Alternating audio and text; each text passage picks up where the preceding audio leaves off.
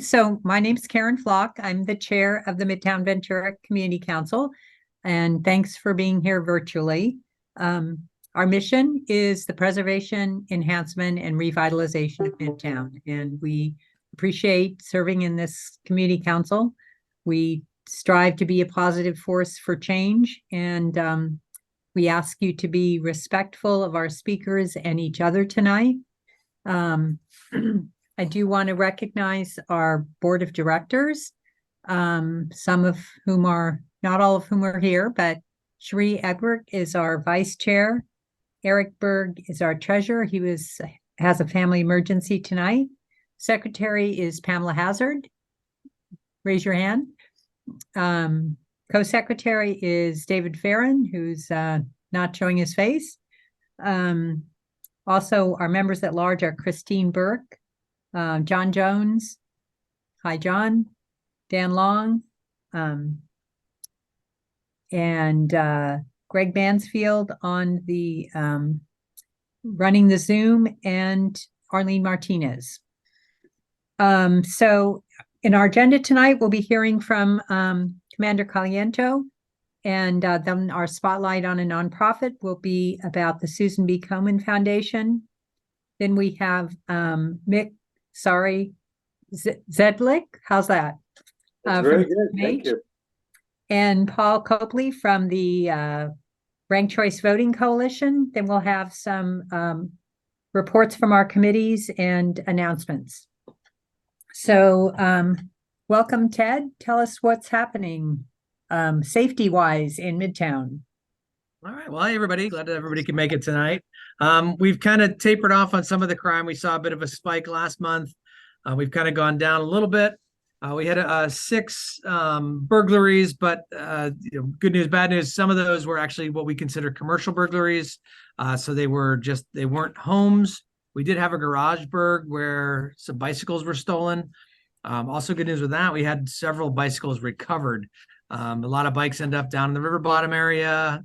We have our patrol task force that goes down there, and they were able to return about 5 different bikes that they found down there this last couple of weeks. So that's also good news. Our patrol task force guys, you might see them out there. They're our only officers that wear shorts. So they specialize in quality of life issues. So if you do see them, give them a wave. They're out there working hard 7 days a week now. We had a lot of drug offenses. This is not unusual. Unfortunately, we're still in the throes of our epidemic when it comes to opioids. We are still working on our trying to curb some of that with different approaches besides just jailing. A lot of it's become a mental health issue, but we have made numerous arrests. There was 25 in the last couple of weeks in the Midtown area. Also some frauds, which we talked about last time. This time of year, we seem to get more frauds. A lot of that can be internet fraud. It can be that kind of seems too good to be true sort of fraud. So just again, if it seems too good to be true, if it seems like someone's going to give you something for nothing, most likely it's going to be a fraud. Do not give out bank statement ID numbers. Do not give out any of your social security number information, that kind of stuff. If you ever have any questions, you can always call our non-emergency line. But also I always recommend people to talk to loved ones before making any decisions like that. We've seen frauds kind of come and go. There's a couple of big ones that are going around right now. They're mostly involved with the kind of the banking scams that we've seen over the years, but they always just change just enough. So again, if you have any sort of that feeling, that spidey sense of this doesn't sound right, don't do it. Hang up the phone or turn off the computer or whatever you need to do.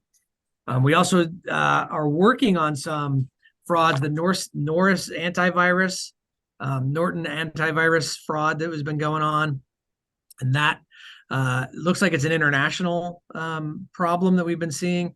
So if you end up with an email that's saying your Norton antivirus is expired, double, triple check on that kind of stuff. They've taken people across the city, and now we know across the state for hundreds of thousands of dollars. So again, please buyer beware. Coming up to again the holiday season, so I always like to do that shout out do not leave anything in your cars. People are looking for presents to put under other people's trees at this time of year. So please do not leave anything under the cars. And Dan made a quick comment on the beard. Thank you very much. This is a No Shave November for us, our first time doing it. So let the chief know too, because he's growing his, and it's been fun seeing our people with beards now. So thank you very much. Anybody have any questions for me? It looks like Councilmember Mike Johnson has a question, and thanks for being here tonight. Thanks so much.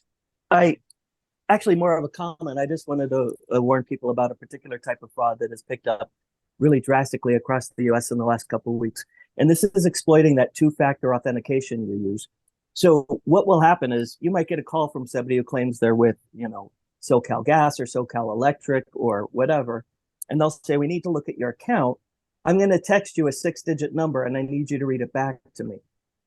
Well, what they're trying to do is log into your bank account or your Google account or your email account and trick you into reading those 6 numbers so that they can get access.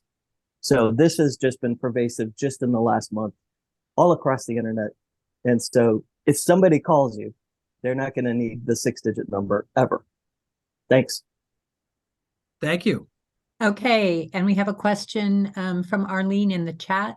Have you heard of any fraud related to AI, artificial intelligence? I've listened to AI fraud of voices. I think that's similar to what Councilmember Johnson is saying, is that there are a lot of different frauds out there, and it's only based on the technology available and the imagination of the fraudsters. So I don't know anything particular about AI, artificial intelligence fraud, but seeing the power of AI and how it can manipulate voices and faces, I'm sure it's out there. So again, be careful and just guard your information. Okay, and Jeff says he's inspired to join the November beard event. So here we go. And I also want to recognize we have 3 council members here tonight. I'm not sure, Mick, you are a very popular speaker. So we have Mayor Schroeder here and also Doug Halter. Thanks for being here. And we have a question from Dan Long.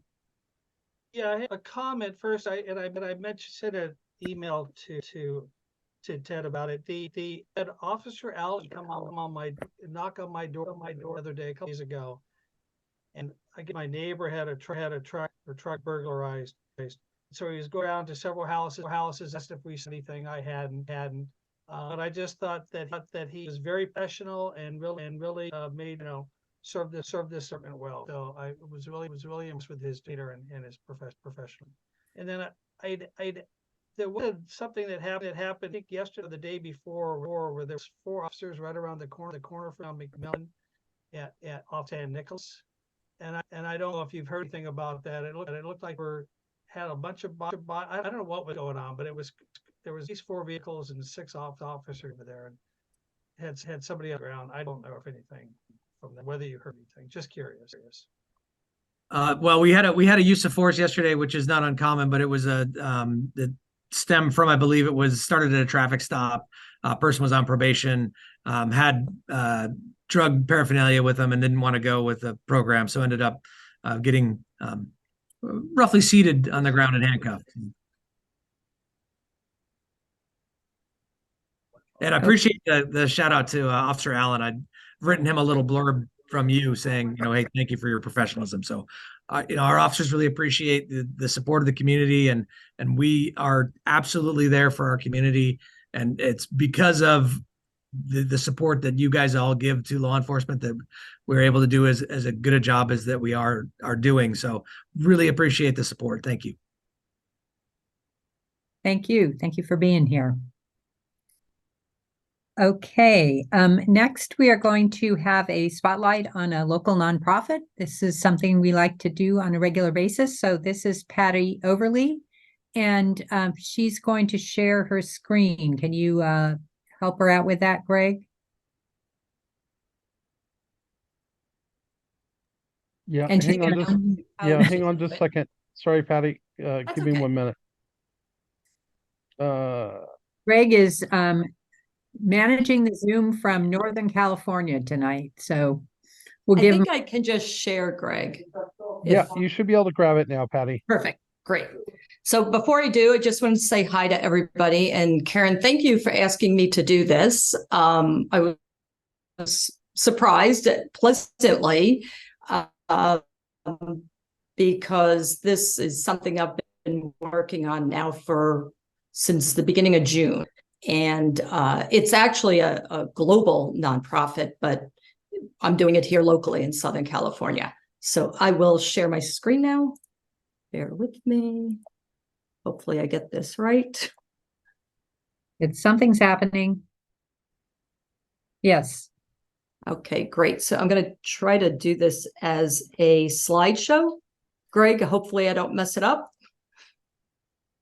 If not, I'll just enlarge my screen. Can everybody see that? Yes. And you are going in and out a bit. I don't know if there's anything you can do on your end. My voice is Yeah. the volume. All right, let me. Oops. I'm not too sure why that's happening, but I'll change my volume. Bear with me. I think you sound better now. Oh, I do? Okay, good. How's that? Better? Yes, that sounds good. All right. Now I got to try to, I should know how to do this. I live on Zoom all day in my job. Okay. All right. So I decided about a year ago, because of a personal experience, to do something to give back to breast cancer. And when I looked at some organizations, Susan G. Komen was one that I had known about and thought it would be a good selection for me to participate in, because I wanted to do something that was quite a bit of a challenge. I had done some other walks for fundraisers, but I decided to take on quite a challenge, which is a 60-mile walk over a 3-day period. And Susan G. Komen has that opportunity to do that. So Karen had asked me to talk a little bit about this organization. I will just say that I didn't know a lot about it until I decided to do the walk and actually looked into it a little bit more when Karen asked me to do this. So Susan Komen was Nancy Brinker's sister. And in 1980, she was dying of breast cancer. And Nancy, her sister, promised her that she would work to end breast cancer in her lifetime. And 2 years later, in 1982, that promise became the Susan G. Komen organization. Susan G. Komen is the world's largest nonprofit source of funding in the fight against breast cancer.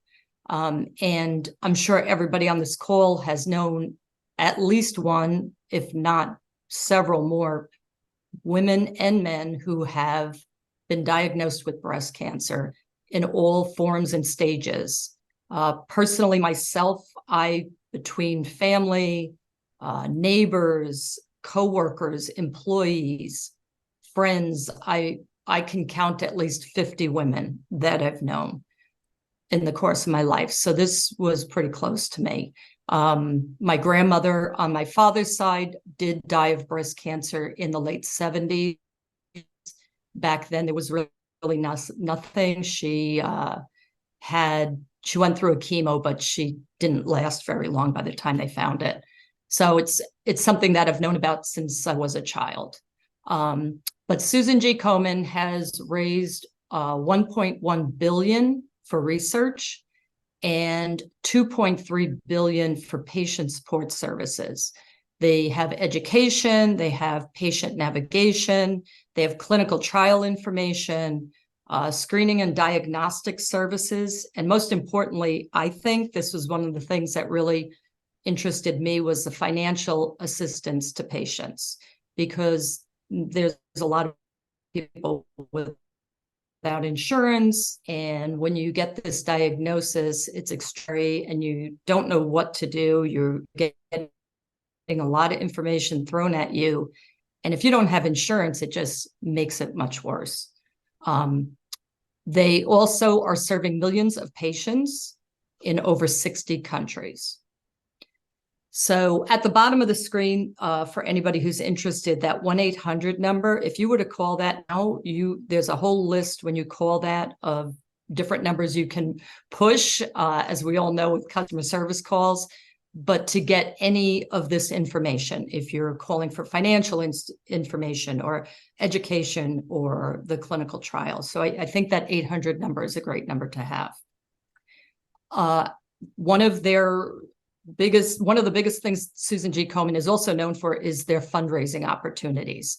So when I started looking at that, I couldn't believe one of the first things I saw was this pickleball challenge. And the reason I put that on here is because we've all been in the city council meetings where pickleball has become very popular, and we're hearing a lot about it. So if people were interested, you could do a 30-day challenge, raise funds, and play pickleball 30 days in a row and get people to donate money.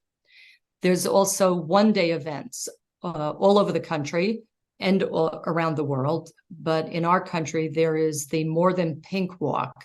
This is a 1 to 3 mile walk that can be done. There's, for this one, a lot of times it's women who have breast cancer that want to walk, their support family members. Maybe it's somebody who just lost somebody to breast cancer and they just want to do a shorter one-day event. There's also the Race for the Cure. Those are a series of 5K runs and fitness walks you could do. And there's also something called Walk Where You Are, which is a virtual walk. So this could be someone who maybe is or you just are home and you're online and it's a virtual event, but you can still raise money. Then there's the Susan G. Komen 3-day event. So the 3-day event is a 60-mile walk over 3 days. You walk 20 miles a day, and it's held once a year in 5 locations. Last year, they had 4 locations. This year, they added another city. It's in New England, the Boston area, Chicago, Dallas, Denver, and California. And this year, it's in San Diego. They start these in August and they run through November. San Diego's the last event. And I looked up some information. In 2022, they had in the 4 events, the 4 cities, they had over 5,000 participants and raised $14 million. So it's a pretty good event, and it does a lot to help the fight against breast cancer. So my journey, Karen asked me to talk a little bit about my training that I've been doing. And again, I'll be attending. It's next weekend, Friday, Saturday, and Sunday. I'll be going down to San Diego. And this slide shows the map. You may not be able to see it that well, but the 3 days, that first pink area is the first day, and then the red bubble down below where it looks like we're just going in circles, that's the second day, and the purple is the third day. And they have different stops along the way. But in order to prepare for, I thought, well, you know, what's the big deal? You just walk, right? Meanwhile, I wasn't even able to walk to Vaughan sometimes, and I live 2 blocks away. So they send you all sorts of supportive information. And one of the things they sent was a 24-week training program. And you really do need to do that 24 weeks because it builds over time. And they give you a schedule of what to do each day. You have 1 day off a week. You have 2 days where you're doing weight training. And then you have 4 days where you're walking. Over the course of 24 weeks, it's 585 miles that you have walked. Of course, it's built over time. You start out with less mileage, and it builds as you get closer to the walk. During the week, the walks are shorter. They're anywhere from 3 to 6 miles, and the weekends are the longer walks, and Saturdays are the real long walks. So where have I gone with this? So first of all, I have to give a huge shout out to mile 26 in Midtown. I went in there because I was like, I need to start with good shoes. And when I went in there, although they look like they are 16 years old, they're really helpful and they know their sneakers. So I would highly recommend that store, and they are a Midtown store. So one of what looked like a 16-year-old helped me and recommended Hoka's, and they have been fantastic. I have not had any feet issues, and I've been walking everywhere. I've bought a few pairs, so you do need that. You need a couple of good walking shoes. And I started walking around Midtown. I'll walk over the river, over the train track, down to the ocean, down the promenade, up the river trail, down Main Street, out to the ocean by Emma Woods, up the ocean front. Sometimes I'll walk down to downtown. I just tried to take different paths. So it's been a lot of fun in some ways to see. I've seen businesses that I did not know existed. Like there's a little bird store in Midtown. I guess they sell bird cages and bird sit for people. Who knew? So it's been interesting to see all our businesses and also to see some of the beautiful areas that we have. The two pictures in the upper right are two photos I took that walk along the state beach going towards the pier. It's just beautiful. And of course, everybody knows that. And then the river, the Ventura River, until I did this walk, I never really walked over that bridge before. And that's another just beautiful spot there. So a couple of pictures there. The other thing was I had to learn where the friendly and where I could refill my water along the way. So some interesting things that I had to figure out. Miles on a Saturday, you're gonna need to fill water, etc. And I will say our library down on Main Street is perfect for that. I also, that picture in the lower, well, obviously in the middle is my biggest cheerleader, Mr. Overley. And that's him and he went with me. We were down in Orange County. That's Miles Square Park. And he was with me walking. But the picture below that with the ribbons, that last weekend or the weekend before, I was walking the bike path on the ocean front. When you go out of Emma Woods, there was nobody around. Sometimes I obviously see a lot of bikers, but I think it was later in the day or something. And all of a sudden I came across this pole and there were the pink ribbons wrapped around that pole. I hadn't seen it before. And it was just kind of a sign to me that I was doing the right thing to do this fundraiser. So my goal, well, when you do the 3-day walk, you have to agree to a minimum of $2,300 that you'll raise in order to register for the walk. So originally I had my $2,300 goal and I quickly met that, thankful to all my sponsors. And so then I increased it to $5,000. And to date, I've raised $4,500. And it goes to a great cause. Again, my number one is for women to get help who don't have the funds to do that. And I put my QR code there. If anybody was interested, any amount helps, $10, $5, $20, whatever someone would want to do. And so that is what I've been doing.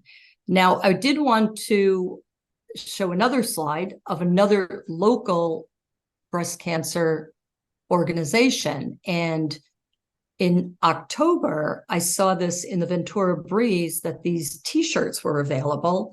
And I had not heard of Ribbons of Life Breast Cancer Foundation. So probably many of you on the call may already know this about this organization, but it's another organization committed to providing education, advocacy, emotional and social support in Ventura County. So this is really a local organization. That's their phone number there. I did call them today to make sure I had the number right. And the fire department had these T-shirts available in October. You could buy them. There may still be some available down at Visit Ventura. Very Ventura on Main Street had them. It might have been some other places. Maybe Rincon Brewery might have been the other one. And they were $20, and the money went towards, the entire amount goes towards Ribbons of Life. So I got one of those, and I do plan on wearing it on one of the days that I walk down in San Diego.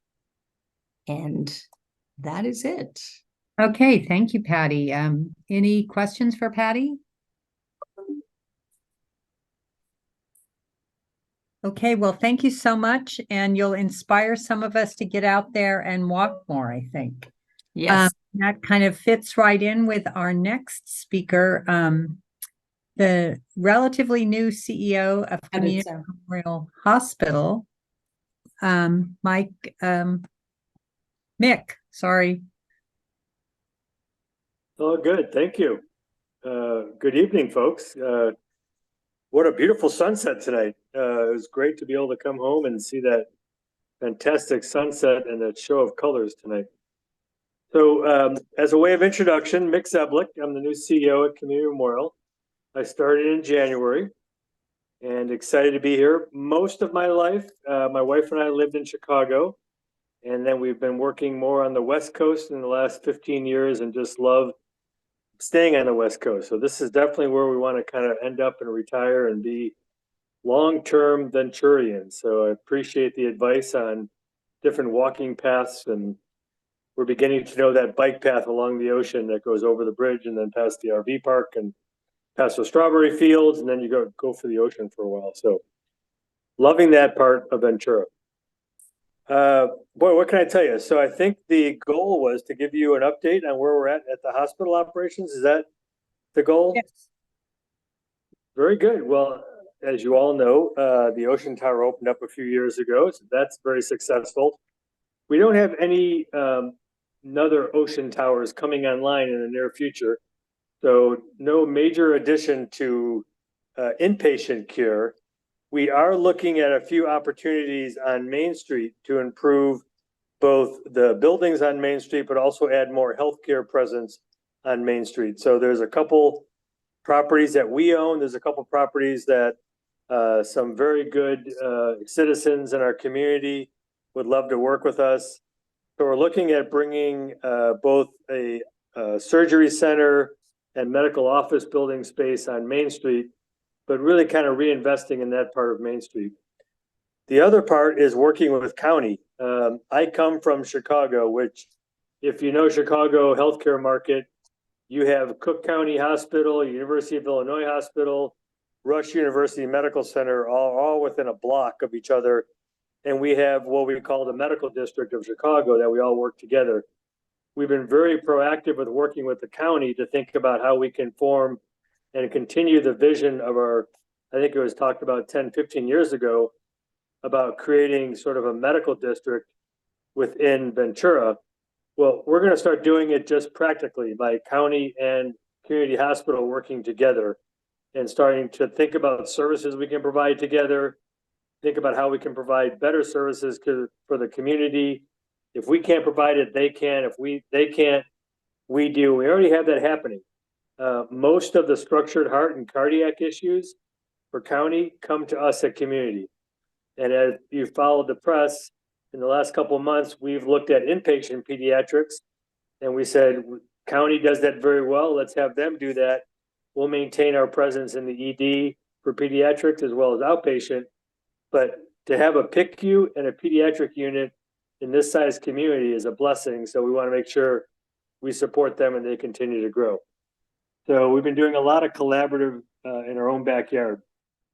So I would say that over the next 18 months, you won't see a lot of physical changes to our campus, but you'll definitely see us collaborating more and working with other healthcare systems, much like county, as well as St. John's and a lot of the private physicians in the area, to continue to grow our fabric of healthcare. Without that, let's see, personally, we bought a house here on Marisol. We love going to the cemetery and Memorial Park with our dog and meeting folks there. So this is a great community, and we are vested to stay here for a while. But I can pause and answer questions or thoughts that folks may have. Any questions? It's great to hear that you're collaborating the two hospitals. Come on, I know somebody's got a question. Wendell. Are there any, I'm sorry, I'm trying to catch up on the chat box. Let me. I don't know.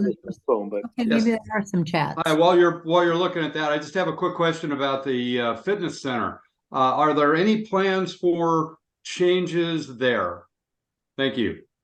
Yeah, great center. I actually am part of that fitness center. So one of the things we're looking at is bringing our physical therapy department into the fitness center.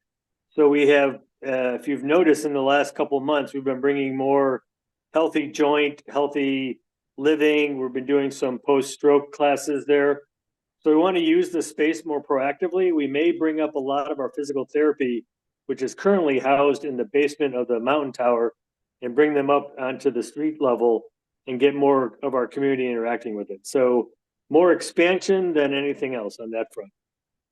Okay, so in the chat we have, can you talk about the hospital post-COVID? Well, yeah, COVID has been it's been a tough for all healthcare systems. Hospital post-COVID. So in the last 2 years, we've probably lost $50 million in operating income because of COVID and all the appropriate actions that the community did to help support the community. So our hospital did all the right things. It stepped in, it provided screening, it gave care, it did everything right. That took a drain on our financial situation. So right now we're beginning to dig ourselves out of that post-COVID hole. We are less than 10 traveling nurses, which is paying a premium for nurses from outside the area to come work at our hospital. That's a big cost override. So we've been trying to work very closely to have fully staffed nurses on, and that's helped us kind of get back to financial footing. The other aspect is to continue to monitor other developments in our community. So our infectious control department is very active, very proactive, vaccines as well as flu shots, because that if our hospital fills up with flu, we're not able to take care of, truly required surgeries because we have no place for them to require. So I think there's still a lot of good old fashioned public health activities we need to do as far as vaccinations, flu shots, folks staying healthy, so we can keep our hospital flowing with our ED and surgeries. I hope I answered your question. I think that was covered. So Tricia Keene asked, do you have a palliative care team at CMH? We do. We have both a outpatient, and we're looking at how better we can support our hospitalists with a transfer process to palliative care. So our palliative care and hospice teams work well together. So we do support palliative care and hospice. Okay. And Robert Aronson asks, I seem to recall that there are different levels of trauma centers. Which level do we have in Ventura? And is that the highest level? So County Hospital has the higher level of trauma, which is appropriate. The Anacapa group with Dr. Javier Romero heads up the trauma service for county. They are appropriately the trauma center. There is a higher level that would be more burn unit, transplants. That would be one of the academics in the near area. RED is really there for full service, but we would refer and work with our EMS services to work at the county for true trauma coming in. Okay. And Pamela Hazard asks, thank you for attending our recent Patient Advisory Council meeting at CMH, of which I'm a member. Would you speak a little about your response to attending our meeting? A response? Well, so one of our passions is to bring the patient's voice into some of the decisions we make. And a PFAC, which is Patient and Family Advisory Committee, allows folks who have received care in our community who want to give back either as a patient or as a family member of a patient, to give us advice. As we make decisions as administrators or physicians and nurses, but often we're not patients. So it's nice to have that voice at the table that can give us a reality check. And that's what really a PFAC committee is all about. So we are definitely striving to embrace more involvement from either current or past patients or patients' families. And that'll be probably a 2 or 3 year journey to bring that closer into our discussion. Okay. And there was a question about if there are any plans to add housing for staff in the Mountain Tower. Yeah, that may be more of a wish than a vision. The Mountain Tower has some challenges. Its most likely future is to be demolished and brought down to the ground and use that green space for whatever comes forward. But it's a fair amount of an old building that the last earthquake we had, I think that was centered in Ojai, did shake us a little bit here in Ventura. It caused a little bit of exterior damage on the flats, but not on the tall part of the building. So I would say housing is not in its future. It's probably more lower acuity, non-permanent use of elevators. And probably in the future, probably in 10 years, I would hope to be able to get that down to the ground so we can use it for future investments. Okay. And Pamela Hazard says, I live on North Joanne. Several months ago, we received a postcard about possible condos. The meeting was canceled. What comes next? I don't have a reference about possible condos. I'm sorry. Was it related to Community Memorial Hospital? Pamela? It was, the address was bizarre. I couldn't figure it out. It seemed to be the parking lot of the cancer center.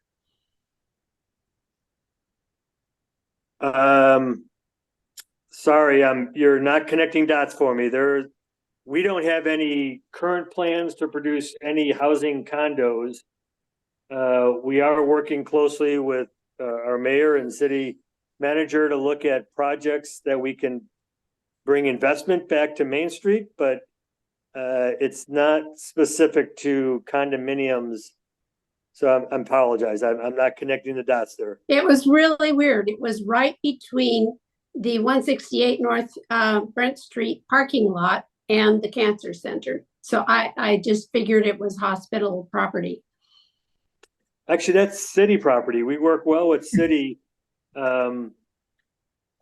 Joe, I don't mean to put you on the spot because you probably have more history than I, but I believe the parking that we currently have for Ocean Tower and the space between the 99-cent store and our Mountain Tower, I believe is city property that we work collaboratively with on how we can support Main Street and its growth. But I won't be able to speak factually on that. And I'm not sure what you're referring to as condominium. Sorry.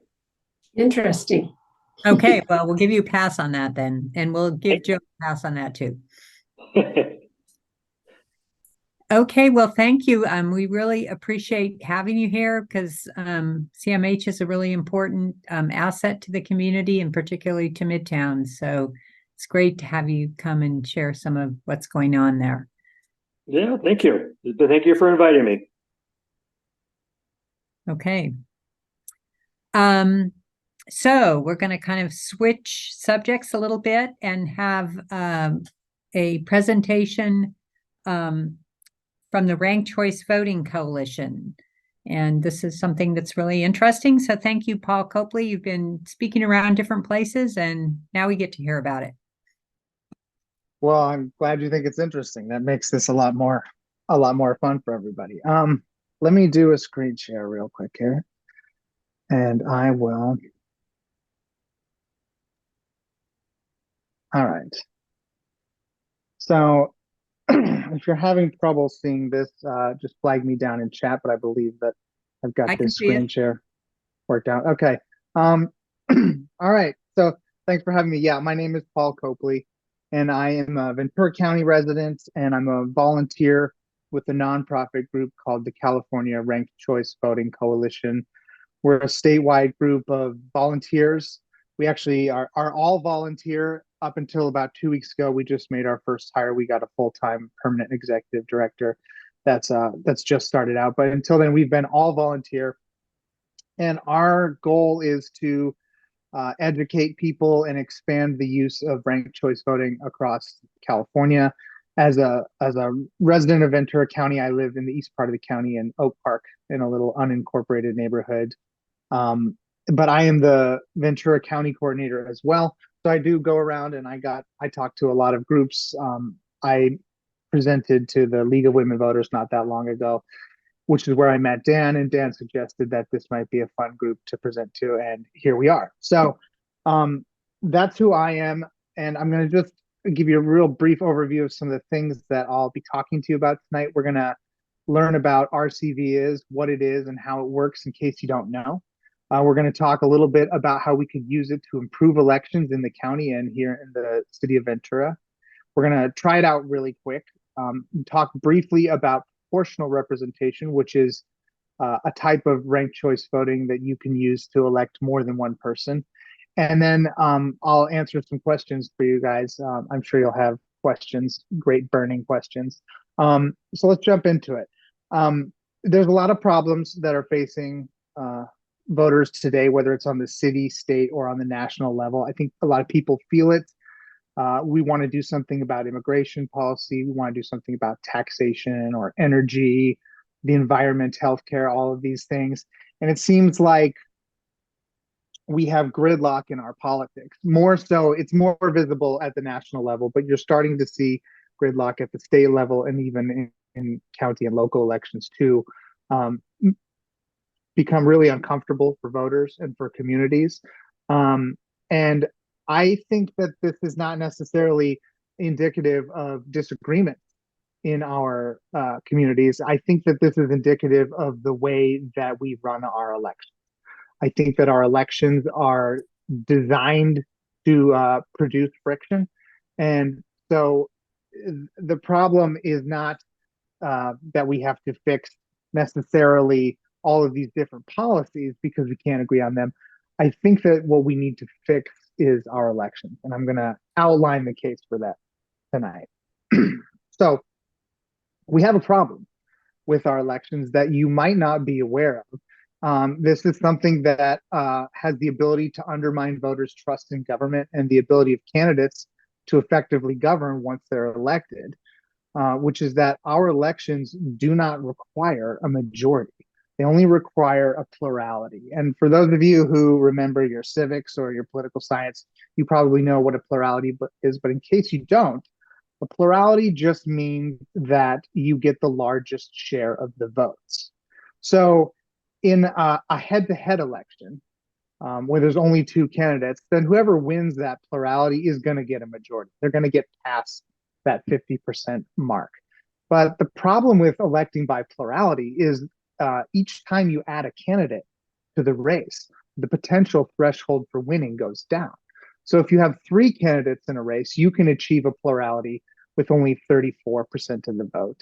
And if you have 5 candidates in a race, you could win with as little as 21% of the vote. Every time you add a candidate, that threshold keeps going down. You see this a lot in like big presidential primaries where there's 10 people in the field or 12 people in the field. And the vote gets split out among all of these candidates. And the winner does not only doesn't achieve a majority, they don't even come close. They might have 15 or 18%. We don't see usually 12 people competing for offices in local elections, but sometimes you see 5 or 6 people. And every time you have a new candidate, that threshold for winning the plurality goes down. This does happen in Ventura County. Here's a quick list that I put together of non-majority winners just in the county. And this is just elections that took place in the last cycle in 2022. And this is not all of them, not by a long shot. I'm just focusing here on city council seats from the 2022 election. This does not include school boards, county supervisors, park districts, anything like that. And in the city of Ventura, there were 4 seats up in 2022. 2 were head to head, 2 had more than 2 candidates, and each of those winners won with less than a majority. They got close, but they won with less than a majority. So I didn't even bother to go into past elections or any of the school boards, park districts, stuff like that. I thought I was going to have to go back 10 years, 15 years to find a big list of this. And just looking at 2022, I actually had to cut it down. I kind of got tired of writing people's names down. I didn't think having 15 slides was necessary. I think you kind of get the idea. But anyways, all of these people were non-majority winners that came from a field that had more than 2 candidates, which creates kind of a problem because we want people to run for office. We want anybody who feels inclined to get into the race to get into the race. We want them to go out there and compete for the support of the voters. And we really want to foster that competitive spirit, that marketplace of ideas that's going to help, get the conversation going and give voters the most choice. We want this. Competition is good, but we also want to have consensus winners. We want candidates that achieve a true majority, not just for the benefit of the voters who say this, this is what we wanted, this is who we decided on, but also for the benefit of the candidate. It can undermine the credibility of an elected official, and it can make it hard for them to govern if they're winning an election with 35 or 40% of the vote. They want it fair and square under the rules, but it gives people the ability to say, well, who voted for this person? I didn't vote for this person, and it can kind of it can tie people's hands behind their backs when a majority gives them the mandate to govern and go out and make those decisions and know that they were elected with the consensus of the voters. So how do we get to that spot? We get there by using ranked choice voting and instant runoff election. There's 2 elements here that I just spoke about to a ranked choice voting election. The first is the ranked ballot, and the second is the instant runoff election. So first, the ranked ballot is the ranked choice voting part of that. Sometimes you'll hear people say ranked choice voting. In the past, you might hear people say instant runoff voting. It's kind of 2 different terms for the same thing, but they describe kind of different sides of the same coin. The ranked choice voting part is the part that the voter experiences, and the instant runoff election is the process of counting the votes to determine a winner. So like I was saying before, this is a runoff, and runoffs are good. Runoffs are actually a really good way to achieve a consensus winner. The problem with runoffs is how we currently do them. We use delayed systems when we do runoff elections, meaning you have an election, the candidates have to do all of the campaigning, they've got to raise the money, they've got to go through weeks or months of campaigning. You have an election, and if nobody gets a majority, then you would eliminate some candidates and you go through the whole process again. So the candidates, they have to go back out on the trail. They have to keep campaigning. They have to keep raising money. The city has to spend the money for another election, and the voters have to keep paying attention for another 3 weeks or 3 months. It's very expensive. It takes a long time, and you see a precipitous drop in engagement from voters when you have to have multiple rounds of runoff elections. Having an instant runoff election solves all of those problems. So let's just try this really quick. There's a way that we can all participate in this. And if you're comfy and you don't want to participate, you can just watch me do it. But if you want to right now, you can grab your smartphone. I'm assuming that you all have a smartphone. It's 2023 now. If you're still using a flip phone, you should just keep your camera off. You don't need to show us all that. You can go ahead and you can turn the camera on and you can scan this QR code and we can vote for the mayor of Candytown. This is a very important and contentious election that has been happening for the past few weeks. And I apologize to all of you. When I do this in person, people actually get real candy, and none of you are going to get that tonight. So you're going to have to just use your imagination. And I'm going to trust that you're all familiar with these choices. They're pretty famous at this point. Okay, so you've had a chance to scan that QR code. If you don't want to vote on your phone, you can just follow along with me while I vote. Usually when a voter goes into the voting booth, they're going to be asked to choose one candidate to cast their vote for. So if we just looked at this first column, you'd walk in and you'd say, okay, there's 5 great candidates. Who am I going to vote for? Maybe it's clear who you want to vote for. Maybe the candidate you really like, maybe you're really into Skittles, but you think they have no chance of winning. So you're going to vote for the lesser of two evils, or you're going to vote strategically, or you're going to vote for the candidate that you think has the best choice of beating the candidate that you really don't like. That's what we see a lot with plurality voting. In ranked voting, you get to rank for the candidate that you want, even if maybe they're not necessarily going to win, because if they can't win, your vote defaults to your next choice. So I'm going to go ahead and vote my conscience and just out myself here as a Kit Kat person. And then I like Skittles, I like Sour Patch, I like Milky Way, and I am a Snickers fan, but I'm a little played out on Snickers after Halloween. And then I submit my vote. And that's it. That's the only difference that voters are going to have when they go into the polls. Instead of having to choose one candidate, they'll have the option to vote for all the candidates. They don't have to vote for all the candidates, but they can if they want. The second half of this coin is the instant runoff election. This is where we're going to have as many rounds of runoff elections as we need in order to arrive at a consensus winner, but we're going to do it with one trip to the poll. And the way we do that is with the ranked ballot. If your candidate is eliminated, we already know who you're going to vote for in the next round because you showed your preference when you ranked your candidates. So let's go ahead and refresh this because we've had a few more votes cast.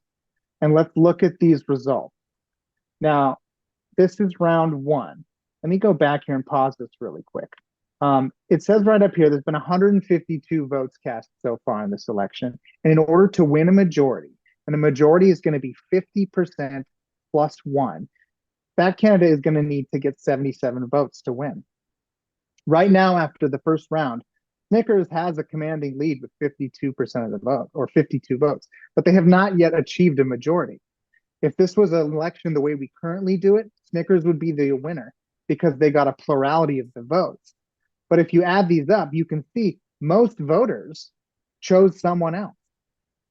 So Snickers would be awarded the seat, but all of these people who voted for someone else are going to be grumbling and saying that, wait a minute, most people did not vote for Snickers. How does Snickers end up being the mayor of Candy Town? In an instant runoff election, we can solve that problem by going through rounds of runoffs. Skittles was the lowest performing candidate, which breaks my heart, but 17 votes doesn't get the job done. So in the next round, anybody who voted for Skittles is going to have their vote counted for their number 2 choice. And you see the way the votes were distributed. 3 votes went to Milky Way, 3 went to Kit Kat, 7 went to Sour Patch, and Snickers picked up 4. So we're starting to narrow down the field of candidates, but still nobody has achieved a majority. So we'll go ahead and we'll perform the next round of cuts, and Milky Way is going to be eliminated, and the 29 people who voted for Milky Way will default to their next option in the next round when we cast our votes. So in round 3, Kit Kat picked up 9, Sour Patch picked up 4, and Snickers picked up 16. Nobody has passed that majority threshold yet, so we're going to do one more round of elimination, and Sour Patch, being eliminated because it picked up the least votes, is going to give 23 to Kit Kat, 16 to Snickers, and now we have a majority winner. So we were able to have 4 different elections, a primary and then 3 runoffs in order to determine a majority winner. And we did it all with one trip to the polls using a ranked ballot. So that's how ranked choice voting works to achieve a consensus winner. But consensus winners aren't the only benefit of using ranked choice voting. It doesn't stop with that. There's other benefits to ranked choice voting. Because you go through rounds of runoffs, it eliminates the spoiler effect, and it eliminates vote splitting. If you remember in the Bush-Clinton election, Ross Perot came in, got 12 or 15% of the vote or something like that, and ended up shifting the election towards Bill Clinton and away from George Bush. That is the spoiler effect. That happens fairly regularly in US elections where we only require a plurality and we don't require a majority. So this gets rid of that. It gives voters more choice. It tends to produce more representative outcomes, meaning it's more likely to elect minority candidates or women candidates than plurality voting, because it encourages people to vote for candidates they really believe in instead of just the candidates that they think it can win. Another big one that people really like is that it discourages negative campaigning. It does this because in order to get past that majority threshold, you need to not only have the support of your base, but you need to be favored by supporters of other candidates, so that if that candidate is eliminated, they're going to choose you as one of their 2 or 3 or 4 options. If I just spent the last 3 months trashing your favorite candidate, the likelihood that you're going to select me as your number 2 pick if your preferred candidate is eliminated is very low. So it discourages that negative campaign. Negative campaigning does not really work in ranked choice elections. And because that doesn't work and it creates a more friendly environment, it lowers the barrier to entry for women and candidates of color, which leads to more of them getting elected. In the traditional plurality election, women candidates tend to win their race about a third of the time, 33, 34%. And in ranked choice voting elections, it's closer to 49%. So they win about half the time, which is how it should be. They make up more than half the population. They should be winning their elections on par with men who are running for office. Okay, so really quickly, I see that there is a question here, Bert Handy. It looks like at the third vote, I believe number 2 and number 3 were tied at 40 votes each. How does one address this difference? So each county has its own rules for tiebreakers. I believe that this software looks at who was doing better in the previous round and then eliminates that. If there's more than 3 candidates, it would eliminate them both because they were tied for last place. In a situation where there's only 3 candidates and the election is going to be decided in the next round, in this model, it would look at who did better in the previous round. But tiebreakers are decided in charters or in the state constitution. Our state constitution, I think, this is crazy, but I think it still calls for either a coin toss or drawing straws because it was written back in like the gold rush days. But so that's how it's determined. However, the charter law governing that election would determine that, but usually it has to do with who was performing better in the last round. Good question, Don. Okay, so RCV is the fastest growing reform right now in the country. It's already used in 46 U.S. cities, in 3 different counties for county elections, and in 2 states. The states of Alaska and Maine use it for all of their elections. This past Tuesday, when people went to the polls, it was adopted by 3 more cities in Michigan, East Lansing, Royal Oak, and Kalamazoo, and it was expanded for multi-winner use in East Hampton, Massachusetts. On top of all those cities, another 6 are going to be using it in the 2024 cycle, including Seattle and Portland, both Portland, Maine, and Portland, Oregon. And 13 jurisdictions in Utah, very conservative areas in Utah, have started piloting it and getting really good results. People are generally happy with it. It's going to be on the ballot for statewide use in Oregon and Arizona in 2024. And lastly, a repeal effort to remove ranked choice voting in the city of Minnetonka failed on Tuesday by a 20-point margin. So RCV is on the rise, and it's growing in popularity in blue and red states. It's a nonpartisan reform that is gaining traction everywhere. The last 27 times it's been on the ballot in front of voters in the US, it has passed. And another question here. If you're comfortable with explaining some of the arguments against RCV, I would appreciate it. Yes, I am comfortable with that, and I'd be happy to do that at the end of the presentation. Okay, so it's super popular, blah, blah, blah, Paul. You're probably thinking, okay, if this is so great and the benefits are so obvious, why aren't we already using it here in California? And the answer is that RCV is being used in California. There's 6 different cities currently using it. San Francisco, Oakland, San Leandro, Eureka, and Albany are all Bay Area or Northern California cities that are using it.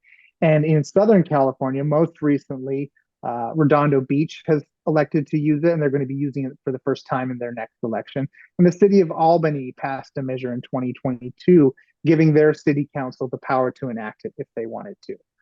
So it is growing in popularity in California. It was one of the first states to start seeing RCV being used back at the turn of the century.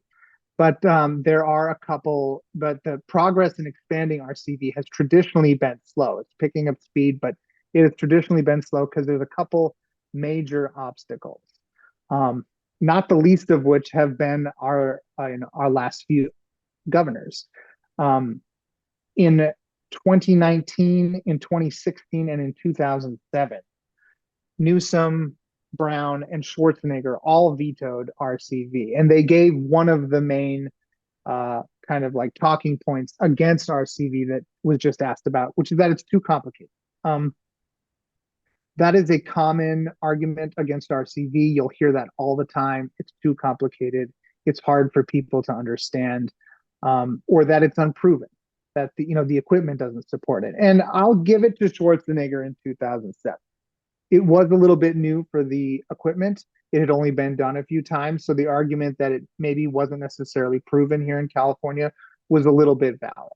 It has been used many, many times since then. And the number of vendors, including the vendor we use here, Dominion in Ventura County, have been doing it for a long time, and they've been doing it successfully. So aside from that, most of the argument has been that it's too complicated, which if you look at Americans is a little bit contradictory. We rank everything.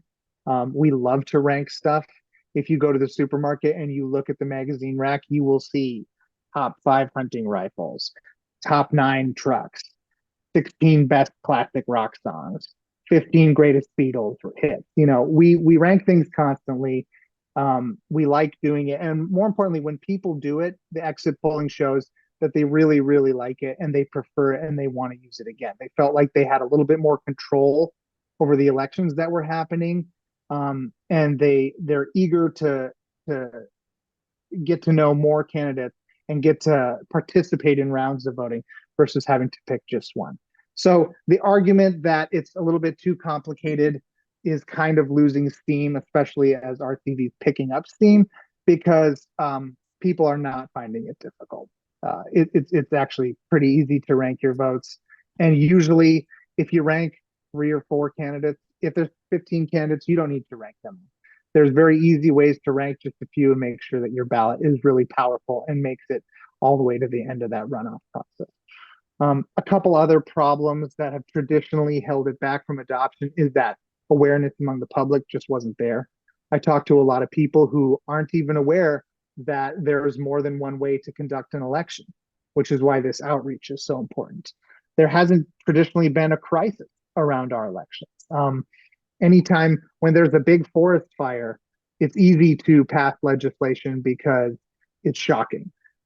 And everybody watches it and they have a visceral reaction to it. When there's an earthquake or when there's an act of violence, it's shocking. And we can move quickly to address it because people have a visceral reaction to it. Something like satisfaction with our elections and choice of candidates is a little bit more creeping. It's something that happens slowly over time. It took us a long time to get to this position of like highly partisan divide in our country. And so it doesn't seem like something that there's going to be a quick or easy fix for. And I wouldn't say this is a quick or easy fix, but it's definitely something we can do to right the ship and get back on a path of cooperation and consensus versus divide. And small campaigns on the local level are the way to do that, building up to statewide and nationwide campaigns. Okay, so if I'm running over or if we're losing people or people start falling asleep, go ahead and let me know, Karen. Otherwise, I got a few more points that I wanted to talk to you folks about. So far, we've only talked about using ranked choice voting for single winner races like mayor, senator, governor, things like that. But RCV has the potential to do much more than that, and it can be used to elect representative bodies as well. A proportional form of ranked choice voting, or PRCV, allows voters to use the same ranked ballot that they would have used to vote for any other office, and they can use it to elect city councils, school boards, House of Representatives, And in doing so, they achieve a form of true proportional representation. Sometimes referred to as single transferable vote, PRCV results in much better outcomes for women, minority, and independent or third-party candidates because it allows voters to spread their vote out among their preferred candidates while sticking to that important virtue of one person, one vote. By doing so, it avoids some of the shortfalls of plurality at large voting, where each voter would get to vote for as many open seats as there are, and in a plurality system that allows the majority to dominate the minorities. If there's 5 seats available and a 55% majority gets to vote for all 5 of those seats, they can completely shut out minority groups. And that could be racial minorities or gender minorities or political minorities. There's all sorts of ways in which plurality at large stifles the voices of minorities.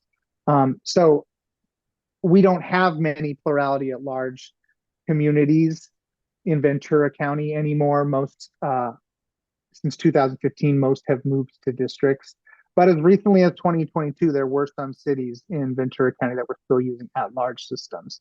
Fort Hueneme is the last city that is still using an at-large system. They have not received, to my knowledge, a California Voting Rights Act threat letter. Fillmore is currently in the process of dealing with that. The city of Santa Paula is currently in the process of transitioning to districts, and the city of Thousand Oaks is currently transitioning to districts. Those were the last remaining cities. So most cities have moved to a plurality by district model, which is the same model that is used in Ventura, it is an improvement over plurality at large. It protects against some of the pitfalls of plurality at large. But a lot of these same groups are starting to consider implementing ranked choice voting either for their districts or moving away from districts completely to a proportional at-large system, namely what we just spoke about, proportional ranked choice voting. Last week in special session, and some of the council people are here, there's discussion going on about updates to the Ventura City Charter. One of those was possibly electing a mayor, the direct election of a mayor.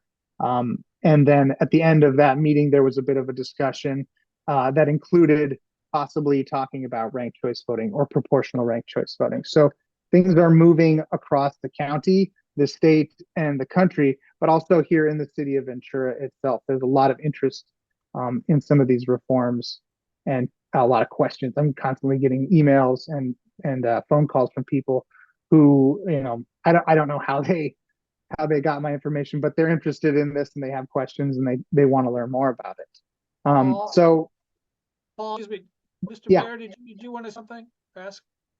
Sure. Joe, did you? I saw your hand move. I don't know if you were trying to our attention or you had action.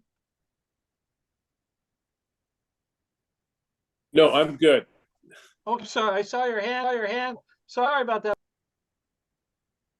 Okay, we're almost to the Q&A part, and then I'll stop talking, I promise.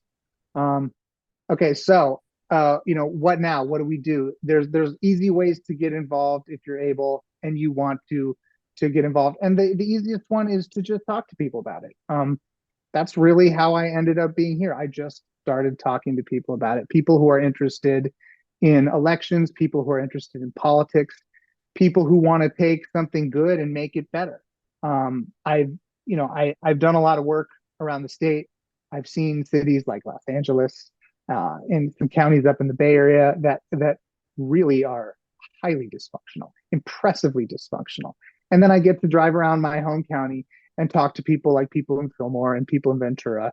And you just see tremendous amounts of goodwill and cooperation and people who want to proactively learn about different things and ways to make things better. So one of the best ways that you can help out if this is something that you're interested in is to talk about ranked choice voting. We also have, ask me about ranked choice voting t-shirts. We have different ways to plan parties that you can get people together and talk about electoral reform. We have all kinds of educational sessions for people who want to learn to talk about this or who want to learn to give presentations similar to this. And then we have fun stuff that you can download and print at home, flyers, handouts, sign-up sheets if you want to kind of help spread the word about ranked choice voting. So thank you for listening to me go on and on about ranked choice voting. I appreciate the audience. And I would now be happy to open the floor to anybody who has questions and take your questions.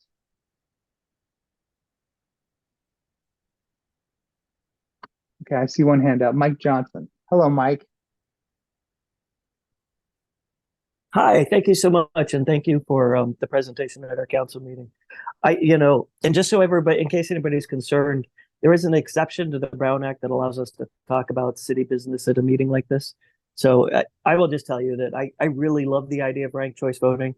When we went to district elections, I was opposed to it at first, and then I was okay with it. And on balance, I think it's good, but one of the unintended consequences of district elections is the negative campaign. And this really would fix that. It used to be I'd go to a forum and there'd be 12 people running for 3 seats and everybody just ran for a seat. Now, or do I run for re-election? I got to think about who am I going to run against? And that's not pleasant. The other thing is, one of the points you didn't bring up is when we talk about spoilers, I will give you all some behind the scenes, which is there is a lot of pressure on certain people not to run for fear of splitting a vote. And that absolutely keeps some of our best people from running. And it's unfortunate. These things happen sometimes behind closed doors in coffee shops. They're told, sometimes they can even be threatened with retribution if they even pull papers. Yeah. And I don't want to say this is the case with the parties, but I will say that, I suspect one of the reasons that some of the governors have opposed this is because it really does limit the power of political party to decide which candidates get put up. And, as much as I appreciate the support that I've had, a council position really needs to be nonpartisan. And so for me personally, as a council member, I don't know how this would help, if it would help me personally, but absolutely, I think this is something that the city of Ventura desperately needs. So thank you for your great presentation. Yeah, you're welcome. And thanks for making some of those points. One thing that we kind of speculate why there's so much pushback from governors and from people at the top is that it does require you to run a different kind of campaign. By the time you've reached the governor's office, or by the time you've reached high office, and you're looking at running for governor, or you're looking at running for lieutenant governor, you've got your campaign machine together. You've got your strategists, you've got your media people, you've probably identified long before you announce who your opponents are going to be. And so these legacy politicians, a lot of these powerful people, including Gavin Newsom, have entire political machines. And some of these political machines are older even than they are. Gavin Newsom came up under the political machine of Willie Brown.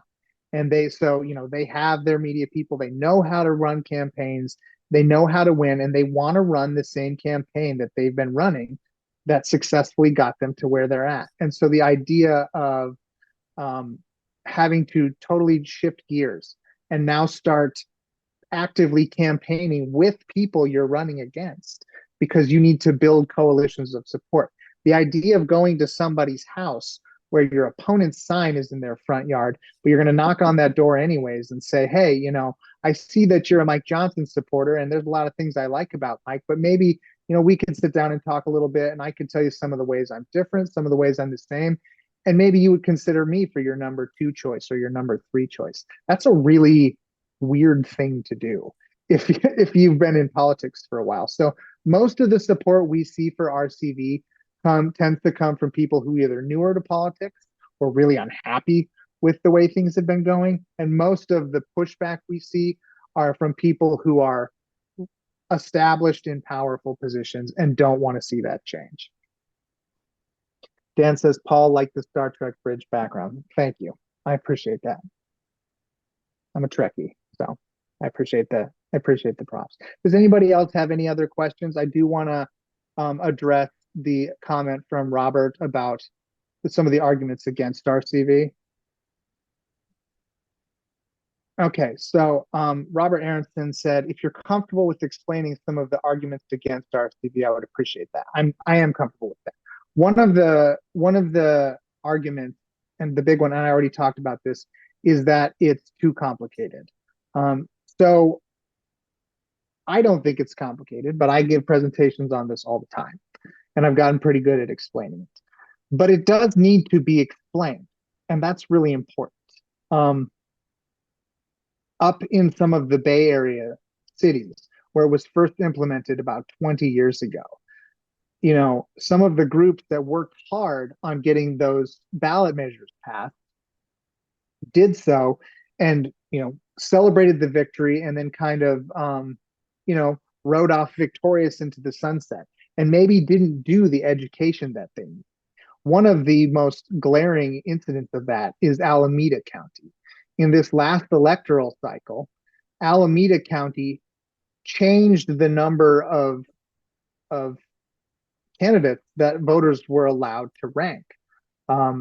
But they didn't do a good job educating the public that the number of rankings had changed.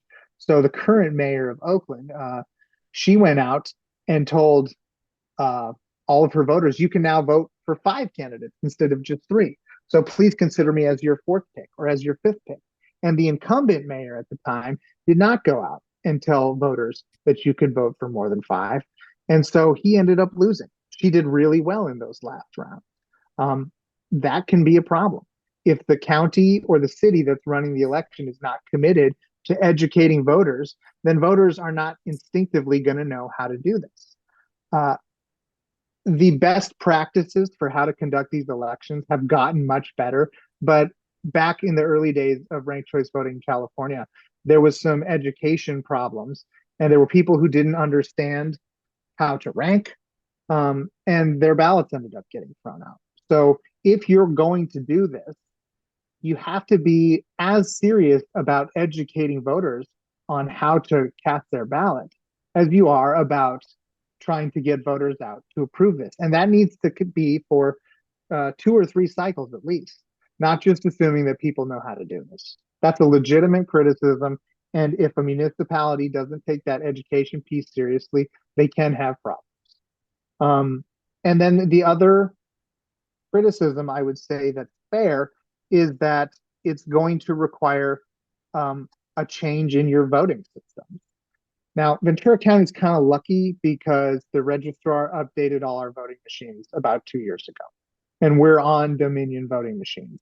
So our machines can already do it. But if you're in a city that has older voting machines, it's just not an option for you unless you're willing to upgrade your machine. And even if you have machines like we have, there is going to be an initial upfront cost for the software in order to run the ranked choice tabulation. And then the registrar is going to have whoever produces the voting machines, in our case, it would be Dominion, send their people out to train. And you're going to have to do a redesign of your ballot. I was recently talking with the registrar, I think like 2 days ago, very charming guy named Preston. We had a great conversation, but he was saying that, you know, they're, aside from just calling Dominion and getting a quote on how much the software upgrade is going to cost, you have to also take into account that there will be training for people to learn how to use it. That's going to be you're going to have to pay Dominion for that. You're going to have to redesign the ballots. You're going to have to do a couple other things. And so there will be that upfront cost. And if you're not preparing for that upfront cost, then it'll come as a shock to you. I don't think that it's huge, but it's not $100 by any means. That said, once it's done for the county. So one of the things that happened with the city of Ojai is that they spoke with the registrar and got some idea of what the cost would be and decided not to go it alone, because if they go it alone, that small little city of 3,000 or 5,000 people is going to cover that cost for the entire county. And that's what usually happens with cities that move to this by charter or by like a court settlement, is that they write into the charter amendment that, you know, we're only going to allocate spending X portion of our budget on this. So it won't take effect until there's enough other cities doing it that the cost can be shared. You know, if 3 cities or 5 cities were to make the transition at once, it becomes a lot more palatable than one city having to do it and cover all that cost. For a large city, it's not that significant. But if you're Ojai or if you're Fillmore or Port Hueneme, it would be a pretty good chunk of change, and it would be hard for them to do that just out of the goodness of their hearts. Okay, Yeah, I think that's good. yeah, Okay, well, I think we're going to go on to our next reports, but thank you very much, Paul. It's pretty fascinating to hear about this. You're welcome. Thank you. Okay, so next we're going to go on to a couple of reports from our committees. Pamela, do you want to talk a bit about membership?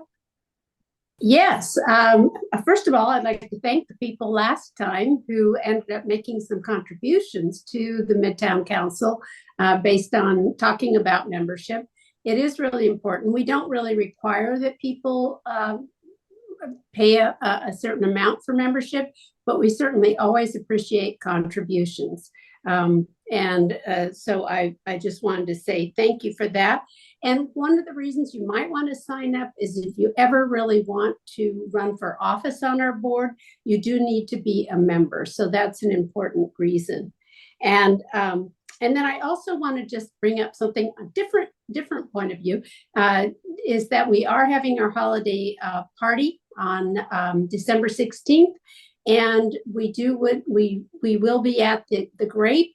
We're going to have it's going to be a really fun time. We encourage you to come. One thing I forgot to put into the newsletter is that children cannot come. It is a bar, and it doesn't have a kitchen. So therefore, young people under 21 are not allowed. So hopefully you'll be able to make some considerations if you have younger children and be able to join us. If you look at the newsletter, my email is on there. Please send me an email, and I'd love to put you on the list, and we're going to have a really fun time. What is the date of the time, Pamela? It's December 16th. It'll be from 2 to 5. And Sean Phillips, spacing out on his name, local boy who's now performing all over Europe, is going to be he's going to lead up some great blues music. I don't know if you haven't been to the Grape, it's a wonderful place. It's a great venue. And they've been really good to us. And so we will have the whole section to the right of the stage, and it should be a lot of fun. And we'll have appetizers and stuff there available to people, and it'll be a no-host bar. And there is a $10 cover, which is for the band and for supporting a Midtown business. Okay, thank you, Pamela. And you're welcome. Mike, is that an old hand or a new hand? Must be an old hand. Okay, moving on to, I guess we do not have an update on Community Pride, except Dan, I think you kind of have one on Midtown Commons.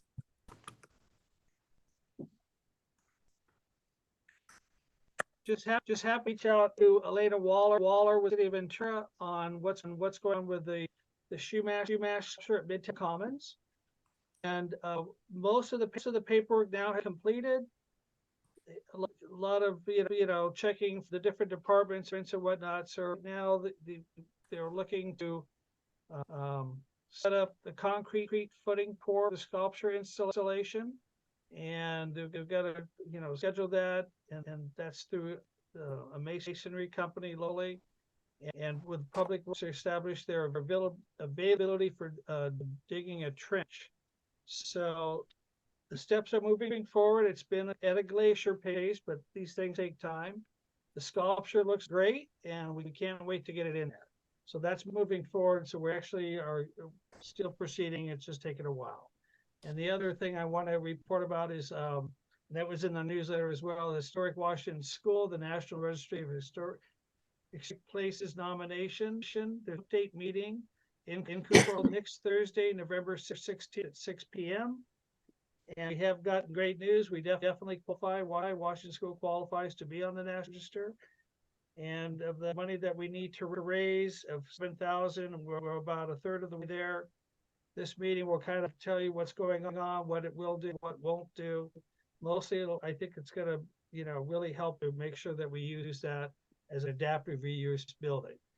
And I can answer any questions if there are any, or you could come and hear Shafe. Shafe was traveling tonight. Otherwise, he would have gave a little announcement. But next Thursday, November 16th at 6 p.m. at Washington School.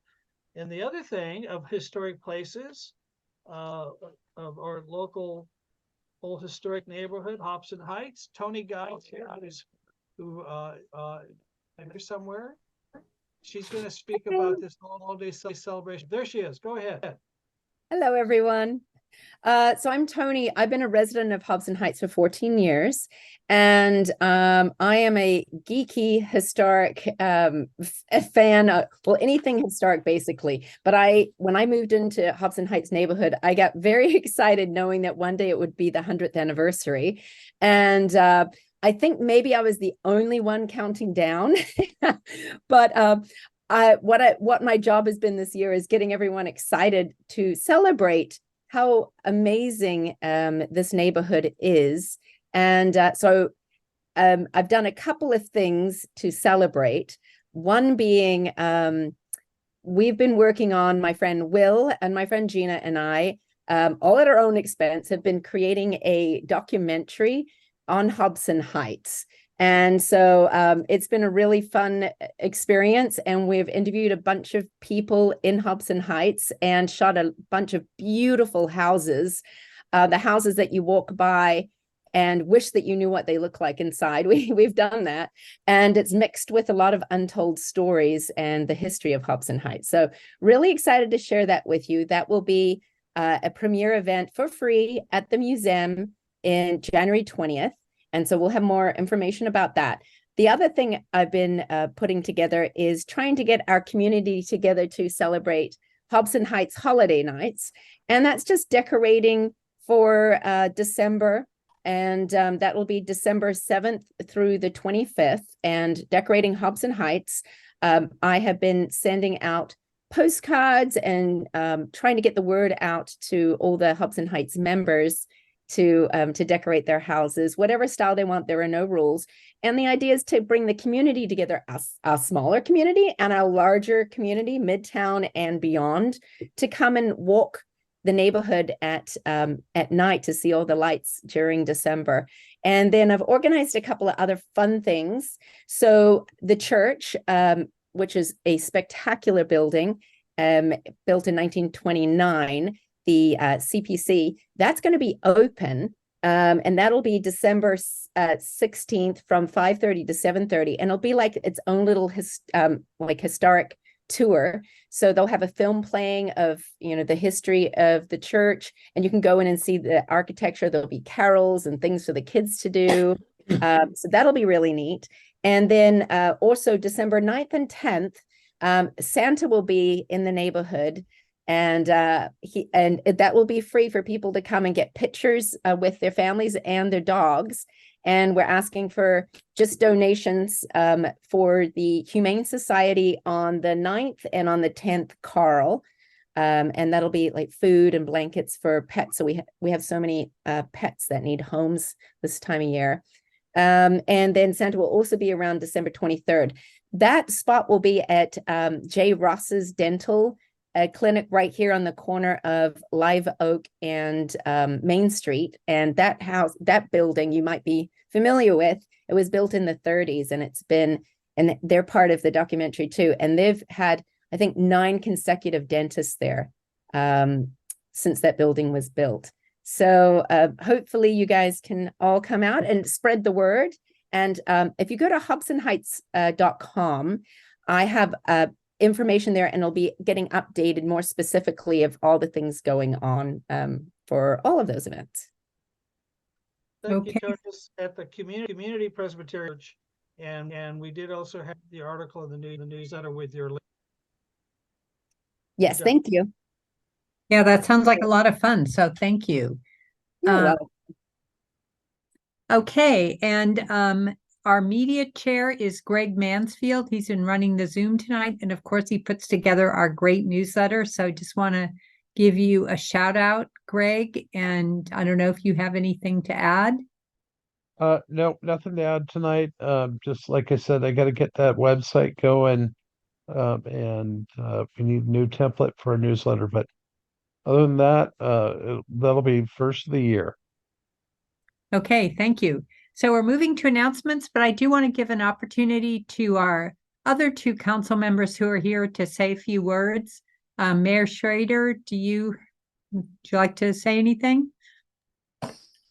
No, I'm just really impressed with Midtown Community Council. You're very well organized. I think you bring in relevant speakers. I'm really impressed. Well, thanks for joining us tonight. And Doug, would you like to share a few words? Just again, it's great to see everybody, and we have a lot of things going on in the city, as you all know, and appreciate all your input and ideas and opinions. So be sure to always participate. I know there's never been a shortage of that in Midtown. So, but we should be having fun doing what we're doing. You know I do a lot of times, and if we hopefully we could continue trying to build trust and build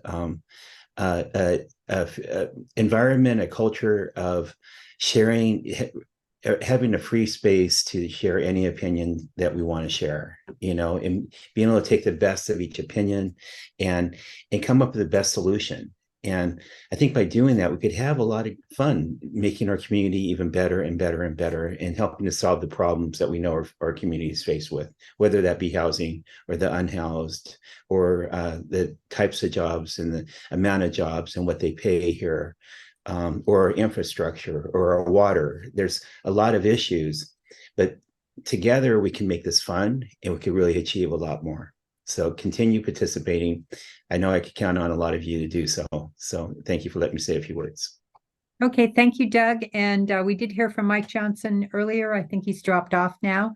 Does anyone else have an announcement before we close out?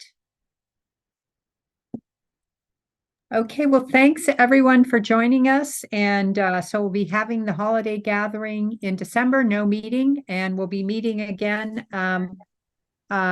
January 11th. Was there somebody? No other announcements? Okay, well, thanks everyone. Have a great time, and we'll see you in December. Thank you, Karen.